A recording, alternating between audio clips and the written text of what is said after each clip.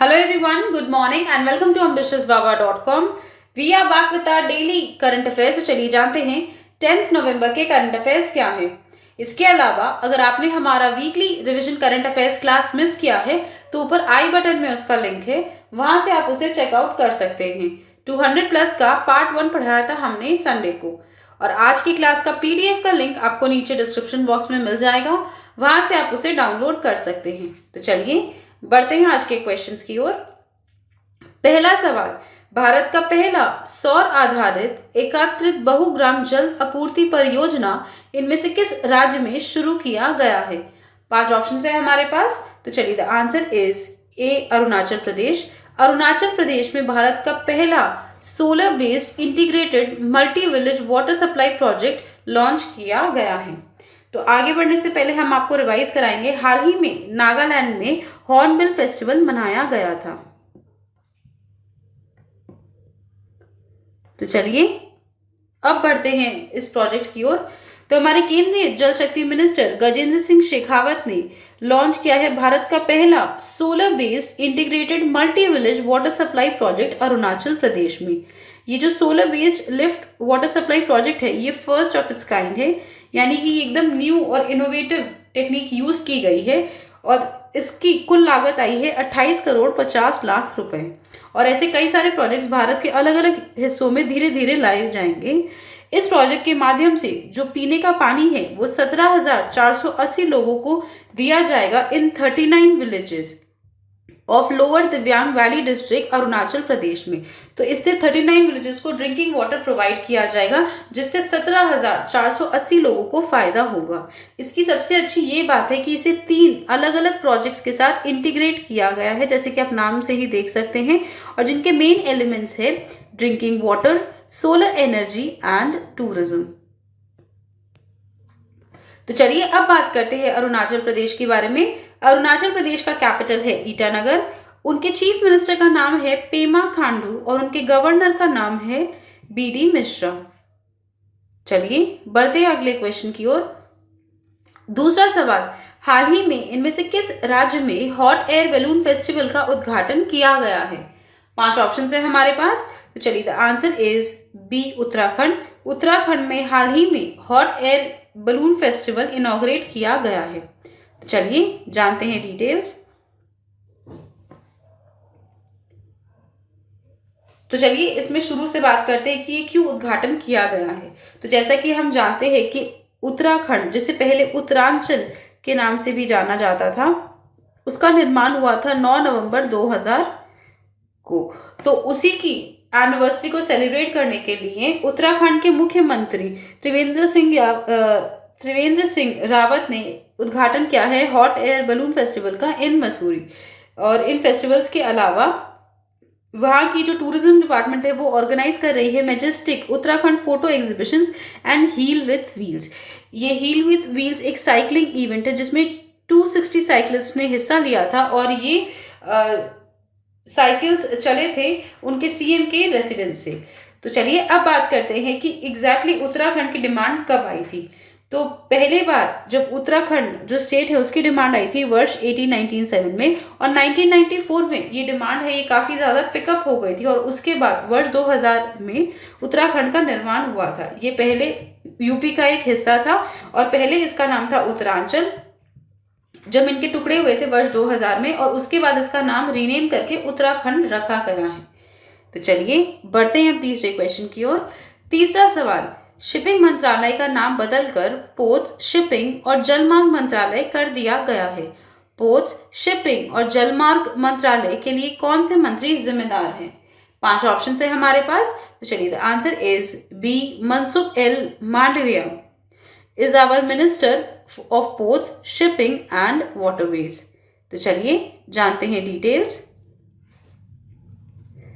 तो जैसे कि हमने आपको क्वेश्चन में ही बताया है कि हमारी मिनिस्ट्री ऑफ शिपिंग का नाम एक्सपैंड हो गया है और उससे बदल कर रखा गया है ministry of ports, shipping and waterways. और ये जो इन्फॉर्मेशन है ये हमारे प्रधानमंत्री नरेंद्र मोदी जी ने दी है 8 नवंबर 2020 को, जब वो रो पैक्स टर्मिनल के लॉन्च इवेंट पर थे एट हाजिरा, जहाँ पे उन्होंने रो पैक्स फेरी सर्विस हाजिरा और गोगा जो कि ये गुजरात में उसे फ्लैग ऑफ किया था। तो चलिए अब जान लेते हैं कि हाल ही में किन किन जगहों के नाम बदले गए हैं। तो भोपाल मेट्रो रेल का नाम बदलकर अब राजा भोज रखा गया है। नया रायपुर का नाम बदलकर अब अटल नगर रखा गया है। देवघर एयरपोर्ट जो कि है झारखंड में, उसका नाम बदलकर रखा गया है अटल बिहारी वाजपेयी एयरपोर्ट। अलीगढ़ का नाम बदलकर रखा गया है हरिगढ़। शिमला का नाम बदलकर श्यामला रखा गया है। अगरतला एयरपोर्ट का नाम बदलकर महाराजा वीर विक्रम एयरपोर्ट रखा गया है। ग्वालियर चंबल एक्सप्रेसवे का नाम बदलकर अटल बिहारी वाजपेयी चंबल प्रोग्रेस वे रखा गया है। मांडवादी स्टेशन का नाम बदलकर बनारस स्टेशन रखा गया है। हुबली रेलवे स्टेशन का नाम बदलकर सिद्धारूढ़ स्वामी जी रेलवे स्टेशन रखा गया है। और नौगढ़ रेलवे स्टेशन का नाम बदलकर सिद्धार्थनगर रेलवे स्टेशन रखा गया है। चलिए बढ़ते हैं अगले क्वेश्चन की ओर। चौथा सवाल, सभी 4 पहिए वाहनों के लिए कौन सी तारीख से फास्टैग अनिवार्य कर दिया गया है? 5 ऑप्शन है हमारे पास। तो चलिए द आंसर इज डी, 1 जनवरी 2021 से सभी 4 व्हीलर्स के लिए फास्टैग मैंडेटरी हो गया है। तो चलिए जानते हैं डिटेल्स। तो हमारी ministry of road transport and highways ने एक नोटिफिकेशन जारी किया है फास्टैग्स के ऊपर, और अब वो अनिवार्य कर दिया गया है सभी 4 व्हीलर्स के लिए फ्रॉम 1 जनवरी 2021। और ये जो नोटिफिकेशन आई है ये पुराने व्हीकल्स जो कि बिलोंग करते हैं टू MN कैटेगरी उस पर भी लागू होगी, और उसके साथ साथ जो भी व्हीकल्स 1 दिसंबर 2017 से पहले बेची गई थी उन पर भी लागू होगी। तो चलिए पहले हम बात करते हैं फास्टैग है क्या। तो फास्टैग एक प्रीपेड टैग है जिसके तहत ऑटोमेटिक डिडक्शन होता है टोल चार्जेस का, जिससे जो व्हीकल्स है वो टोल प्लाजा से इजीली निकल जाते हैं without stopping for cash transactions. तो ये एक radio frequency identification based FASTag है जो कि जो गाड़ी है उसकी विंड स्क्रीन पर चिपकाया जाता है, और इससे जो डायरेक्ट पेमेंट किया जाता है फॉर टोल चार्जेस, और इसके लिए जो भी व्हीकल्स हैं उन्हें टोल प्लाजा पे रुकना नहीं पड़ता है, वो उनके डायरेक्टली जो लिंक बैंक अकाउंट है उससे माइनस किया जाता है।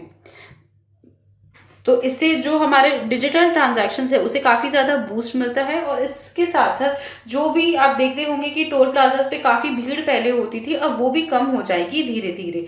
तो इससे डिजिटल ट्रांजैक्शंस तो बढ़ेंगे ही, इससे भीड़ वगैरह भी कम होगी, और इससे क्या होगा ना कि लोगों का टाइम भी काफ़ी ज़्यादा कम वेस्ट होगा। बिकॉज जब बहुत ज़्यादा भीड़ हो जाती है आप देखते होंगे काफ़ी टाइम लग जाता है, एक लंबी कतार सी लग जाती है जिसमें लोगों को मूवमेंट करने में बड़ी दिक्कत होती है। तो ये काफ़ी सिमिलर है, अगर आपने कोई QR कोड देखा होगा तो ये काफ़ी सिमिलर है, उसी प्रोटोकॉल पे वर्क करता है कि आपका जो भी लिंक्ड बैंक अकाउंट है उससे वो माइनस हो जाएगा और आपको कुछ भी कैश ट्रांजैक्शन करने की ज़रूरत नहीं पड़ेगी। तो चलिए बढ़ते हैं अगले क्वेश्चन की ओर।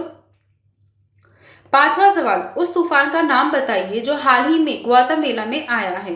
5 ऑप्शन है हमारे पास। तो चलिए द आंसर इज ए, एटा। एटा नाम का एक स्टॉर्म ने हाल ही में ग्वातामेला को हिट किया है, और इससे पहले हमने आपको हमारे वीकली रिवीजन में भी पढ़ाया था कि गोनी नाम का एक स्टॉर्म ने हाल ही में फिलीपींस में हिट किया है।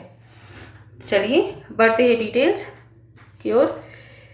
तो ये जो स्टॉर्म जिसका नाम है एटा, जिसने हिट किया है एक indigenous village in the countries north, उसमें कम से कम 150 लोगों की मौत हुई है, या फिर कई सारे लोग इसमें अनअकाउंटेड हुए हैं।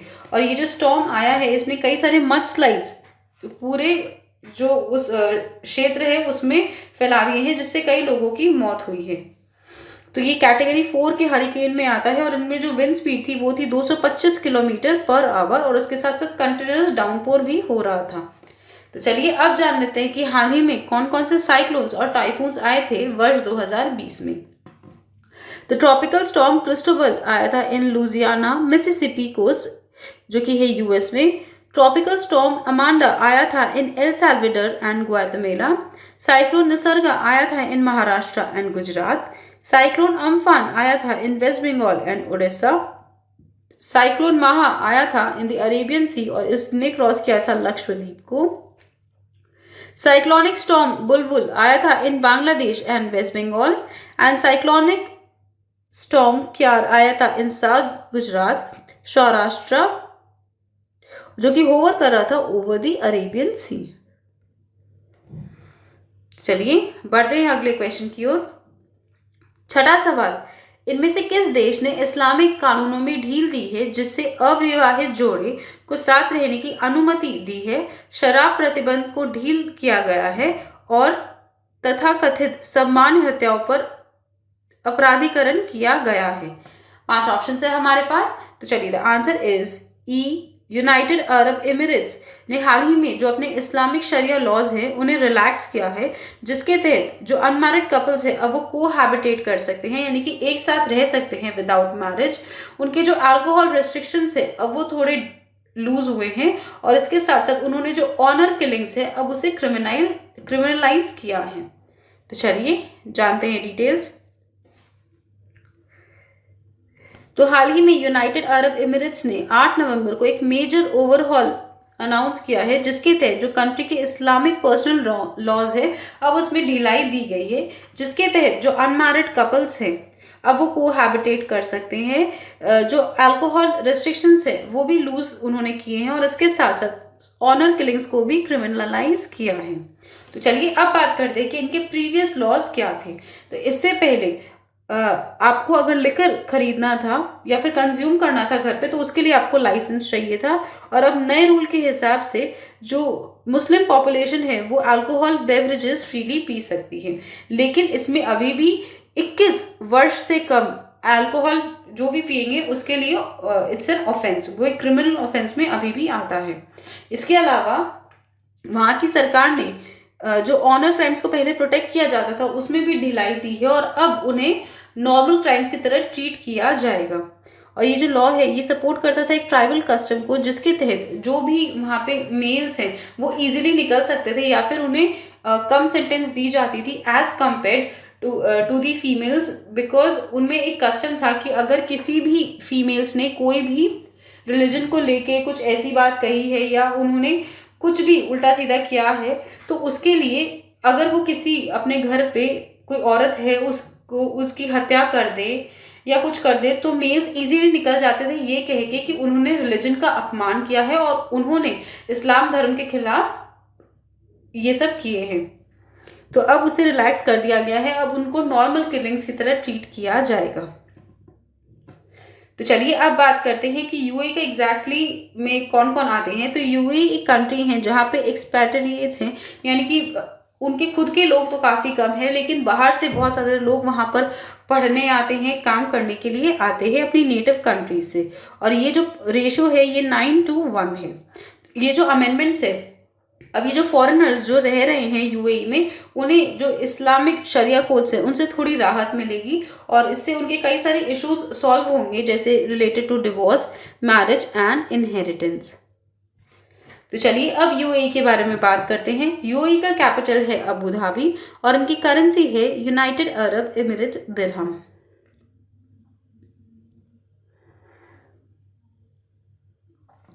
चलिए बढ़ते हैं 7वें क्वेश्चन की ओर। 7वां सवाल, जो बिडेन द्वारा घोषित 12 सदस्यीय कोविड-19 टास्क फोर्स के प्रमुख किसे नियुक्त किया गया है? 5 ऑप्शन है हमारे पास। तो चलिए, the answer is C, Vivek Murthy. हाल ही में विवेक मूर्ति को अपॉइंट किया गया है as the head of the 12 member कोविड-19 टास्क फोर्स, जिसकी अनाउंसमेंट की है यूएस के नए राष्ट्रपति जो बिडेन ने। इसके अलावा रिविजन करा देते हैं कि न्यूजीलैंड की जो प्रधानमंत्री के रूप में फॉर द सेकेंड टर्म चुना गया है जेसिंदा अर्दर्न को, और कमला हैरिस तो हम सभी जानते हैं वो बनी है यूनाइटेड स्टेट्स की new vice president. She is the first women who is black, she is the first women who is black end of Indian American origin जिन्होंने ये पद संभाला है। चलिए अब जानते हैं डिटेल्स।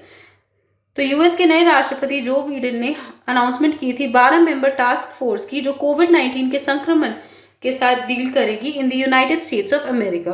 और इस टास्क फोर्स के अध्यक्ष है पूर्व जनरल सर्जन विवेक मूर्ति, और उनके साथ साथ कई सारे ऑफिशियल्स रहेंगे फ्रॉम एफडीए जो कि है food and drug administration and universities. इसके अलावा बराक ओबामा के पूर्व एडमिनिस्ट्रेशन के हेल्थ एडवाइजर्स भी इस टास्क फोर्स में शामिल होंगे। तो चलिए अब हम बात करेंगे विवेक मूर्ति के बारे में। तो विवेक मूर्ति का जन्म इंग्लैंड में हुआ था और उनके जो पेरेंट्स थे वो थे इमिग्रेंट्स फ्रॉम कर्नाटका। उसके बाद जब वो 3 वर्ष के थे उनकी फैमिली फ्लोरिडा यूएस में मूव कर गई थी और उनके दोनों पेरेंट्स मेडिकल लाइन से ही बिलोंग करते हैं। चलिए बढ़ते हैं 8वें क्वेश्चन की ओर। 8वां सवाल, Mumbai metropolitan regional development authority infra projects को इनमें से किस बैंक ने 545 मिलियन यूरोज यानी कि 4767 करोड़ रुपीस का फंड दिया है? 5 ऑप्शन है हमारे पास। तो चलिए the answer is C, KFW bank. तो KFW बैंक ने हाल ही में 545 मिलियन यूरोज की फंडिंग दी है to the Mumbai metropolitan region developmental authority infra projects. तो चलिए जानते हैं डिटेल्स। तो जैसे कि हमने क्वेश्चन में ही पढ़ा है कि German state own development bank KFW ने हाल ही में 2 लोन्स एक्सटेंड किए हैं जिनकी कुल वैल्यू है 545 मिलियन यूरोज यानी कि 4767 crore rupees to the Mumbai metropolitan region development authority उनके इंफ्रास्ट्रक्चर प्रोजेक्ट्स के लिए। इसके अलावा ये इस बैंक की फर्स्ट लार्जेस्ट क्रेडिट लाइन रहेगी टू एन इंफ्रास्ट्रक्चर प्रोजेक्ट और इसमें जो रेट ऑफ इंटरेस्ट है वो वैरी करेगा from 0.07% to 0.82% over the period of the loan. तो चलिए अब ये जानते हैं कि ये जो लोन है ये किस लिए सैंक्शन किया गया है। तो जो ये प्रोजेक्ट्स है मेट्रो लाइन 4 के लिए जो कि कनेक्ट करेगी from Wadala in central Mumbai to Kasarvadavali इन थाने, और जो दूसरी मेट्रो लाइन है जिसका नाम है 4A वो कनेक्ट करेगी फ्रॉम कसर वदावाली टू गैमुक इन थाने। तो ये हिस्सा है Mumbai metropolitan region developmental authority के प्लान का जिसके तहत वो 337 किलोमीटर लंबी मेट्रो रेल नेटवर्क बिठाने जा रहे हैं और एट प्रेजेंट सिर्फ 11 किलोमीटर ऑपरेशनल है।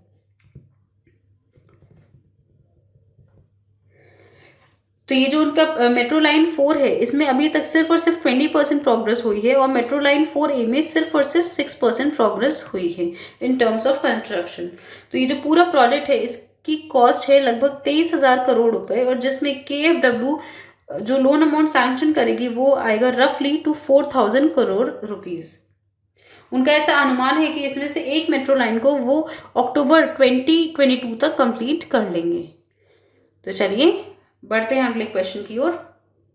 9वां सवाल, नई पुस्तक your best day is today के लेखक कौन है? 5 ऑप्शन है हमारे पास। तो चलिए द आंसर इज ई, अनुपम खेर। तो चलिए जानते हैं डिटेल्स। वरिष्ठ अभिनेता अनुपम खेर ने सैटरडे को अपनी नई किताब के कवर को रिलीज किया है जिसका नाम है your best day is today. इन्होंने ये किताब अनाउंस की थी जिसमें उन्होंने अपने जो corona virus induce country wide lockdown था उसमें एक्सपीरियंसेस उन्होंने शेयर किए हैं। इन्होंने पहले भी 2 बुक जो इनकी बायोग्राफी है जिनके नाम है lessons life taught me unknowingly वो वर्ष 2019 में पब्लिश की गई थी और इसके अलावा वर्ष 2011 में उन्होंने और एक किताब पब्लिश की थी जिसका नाम है the best thing about you is you. तो चलिए बढ़ते हैं अगले क्वेश्चन की ओर।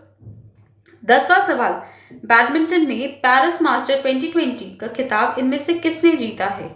5 ऑप्शन है हमारे पास। तो चलिए the answer is D, Daniel Medvedev ने जीता है पेरिस मास्टर 2020 का खिताब। चलिए जानते हैं डिटेल्स। तो रशियन के डैनियल मेडवेडेव ने जीता है पेरिस मास्टर 2020 का टाइटल बैडमिंटन में और इसके लिए उन्होंने हराया है अलेक्जेंडर ज़्वेरेव को इन पेरिस। इसके साथ साथ वो चौथे रशियन बने हैं जिन्होंने ये रोलेक्स पेरिस मास्टर टाइटल जीता है। चलिए बढ़ते हैं अगले क्वेश्चन की ओर। 11वां सवाल, हर साल किस तारीख को राष्ट्रीय कानूनी सेवा दिवस मनाया जाता है? 5 ऑप्शन है हमारे पास। तो चलिए द आंसर इज डी, 9 नवंबर। 9 नवंबर को every year national legal services day celebrate किया जाता है। चलिए जानते हैं डिटेल्स। तो जैसे कि हमने क्वेश्चन में ही पढ़ा है कि national legal services day celebrate किया जाता है 9 नवंबर को every year all across India. इस दिन हमारे जो Indian legal services authorities act को इनैक्ट किया गया था वर्ष 1987 में। तो चलिए अब जानते हैं कि इसका मकसद क्या है। तो इस डे को मनाने का मकसद यही है कि लोगों में जागरूकता फैलाई जाए अबाउट द लीगल अवेयरनेस, और उसके साथ साथ उनको फ्री लीगल एड और एडवाइस भी प्रोवाइड किया जाए जो मेनली हमारे पुअर, वीकर और vulnerable sections of the society है, ताकि सबको सही ढंग से फेयर जस्टिस मिल सके। तो जैसे कि हमने आपको बताया है कि हमारी जो लीगल सर्विसेज अथॉरिटीज एक्ट 1987 में उन्हें इनैक्ट किया गया था और उसके बाद वो इफेक्ट में आए थे ऑन 9 नवंबर 1995। चलिए बढ़ते हैं अगले क्वेश्चन की ओर। 12वां सवाल, उत्तराखंड दिवस हर साल किस दिन मनाया जाता है?